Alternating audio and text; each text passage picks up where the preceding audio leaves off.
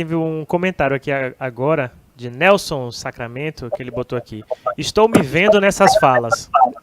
Há um mês, fui parar na emergência hospitalar com taquicardia, mãos e pés gelados, respiração ofegante. Na minha cabeça, Covid. Diagnóstico, crise de ansiedade. Ansiedade.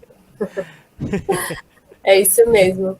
E muita gente está assim, né? Inclusive, com medo, só em pensar que pode ter a doença e no controle da doença, que não, no fundo, é incontrolável, né? Se a gente for pensar. Até quem está se cuidando está pegando Covid.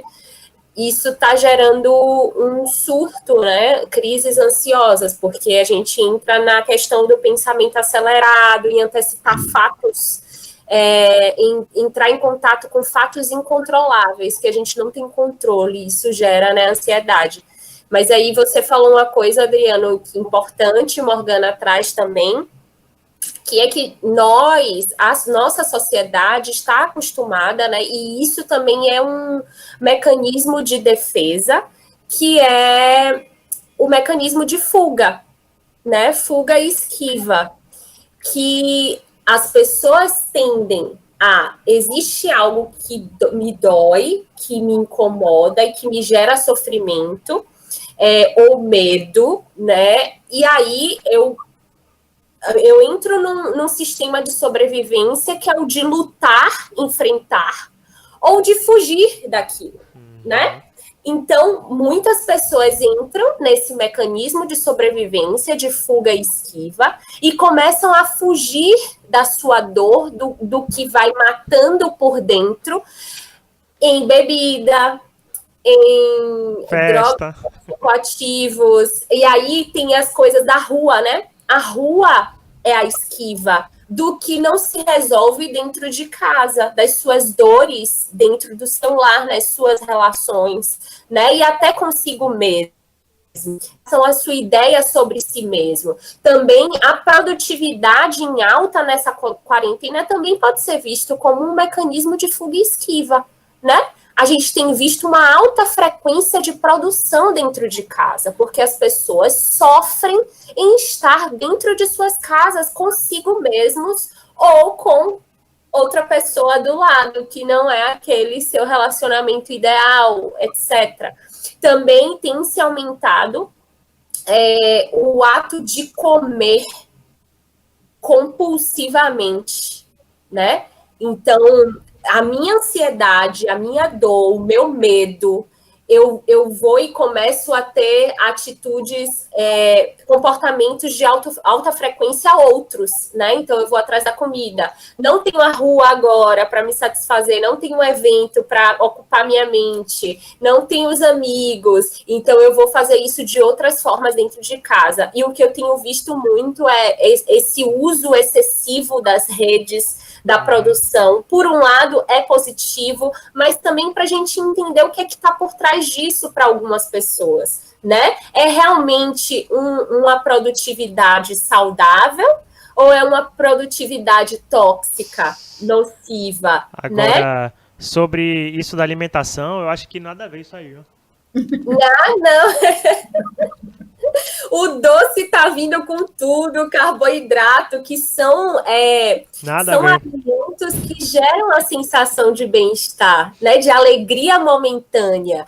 Que, por um lado, é maravilhoso a gente ter esses mecanismos de fuga e esquiva, mas tudo que é em excesso se torna tóxico, né? A gente não trabalha coisas importantes a serem trabalhadas, mas para sobrevivência é necessário também fugir no celular, né? Quando não tá legal alguma coisa, pular, mas sempre substituir esse comportamento ao invés de criar habilidades para lidar com esse momento é muito ruim. Essas coisas da fuga também, e você falou do trabalho, né? Você comentou a coisa de ir pra rua e tal, e o trabalho, Morgana também comenta isso no Instagram dela, que o trabalho era uma ferramenta excelente, assim, né, de fuga, porque aí você vai pro trabalho, pronto. Os problemas ficaram em casa, entre aspas, né? E você se ocupa lá com a rotina do trabalho, a cobrança do chefe, tem coisa para fazer e tal. E dificilmente no trabalho, quando você vai para a rua, vai para o trabalho, no escritório, você para um momento e estar com você mesmo, né? De pensar em si. Você sempre se ocupa com, vai tomar um cafezinho com alguém, aquela coisa, né? Exatamente. Por outro lado também, posso Continue, vai. só para complementar aí a fala também de Thaís, o que acontece em casa, o nosso foco aumenta muito. Quando a gente está trabalhando em casa, no home office, a gente não tem maiores distrações, a gente não tem um cafezinho, não tem um colega falando, não tem, né, outras pessoas para se relacionar, e o clima organizacional, a conversa, né, do corredor. Então, a gente fica muito focado. E é importante mesmo pensar nesse limite, né?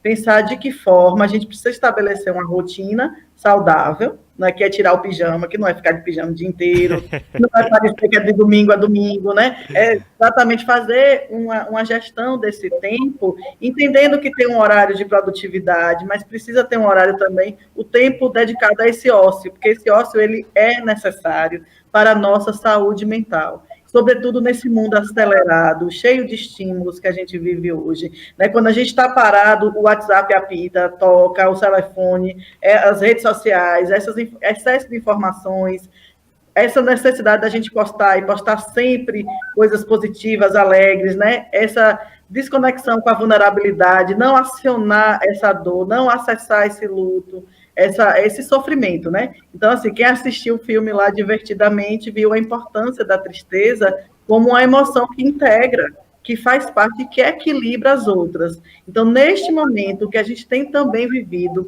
é a dificuldade da nossa sociedade de lidar com a tristeza, de lidar com a dor.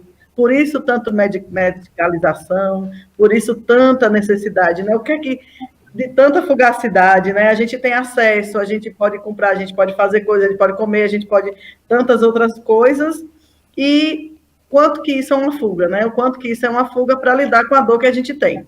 E na hora que a gente para e respira, e a gente se conecta e dá espaço, dá lugar para essa dor, né? Nomeia, e uma lágrima escorre, a gente está expressando esse sentimento, a gente está liberando isso. Então, tudo que não é liberado, tudo que é represado, ele vira um sintoma, vira uma doença. E a doença psicológica, psíquica, pode se tornar psicossomática, por isso que a depressão mata por uma série de fatores, inclusive por baixo da imunidade. Era isso que eu queria complementar só um pouco. Exatamente, Morgana, muito bom. É barril. Dobrado.